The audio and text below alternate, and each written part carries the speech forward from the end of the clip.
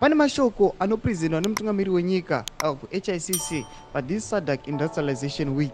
Vanhu avati aiwa mutungamiri wenyika aziri akanyora mashoko awa. Vanhu vanosvora kwazvo vachiona zviri kuitika munyika nezvinonoprezentwa kumahead of states. Saka bina mashoko abuda achinyogwa papeji reSabc sematauro akaitwa muzora nezuro. Notibva subscribe like utina on the bell icon.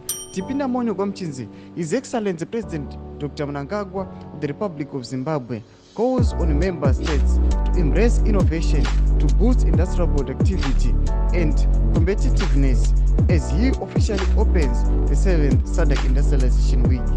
His Excellency Dr. Mnangagwa, President of the Republic of Zimbabwe and incoming chairperson of Southern African Development Community Sabc, on 31 July 2024, officially opened the 7th annual Sabc Industrialization Week at HICC.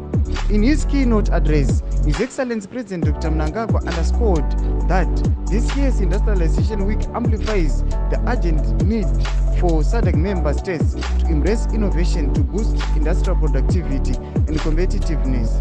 Individually or collectively, we have a duty to spur sustainable growth through a sound and diversified industrial base with wide-ranging new products and jobs for our people, he said. Ndo mashoko anotagwa nemutungamiri wenyika ationa vanhu vanowana vachiti aiwa when he is delivering my speeches aiwa anonyatsokuratidza kuti ari bold anonyatsotaura zvinhu kwazvo, but kana paground tinoona kuti government yeZimbabwe inotungamirwa naED Mnangagwa hapana zvainoita. Vanhu vari kukepchiwa. Tinoona kuti aiwa pane human rights abuse ari kuitika. Chipotudze mafungiro enyu noti kudii pamusoro pethis address. Ina kukomenti section medu musakano subscribe or like, chotira on the bell icon.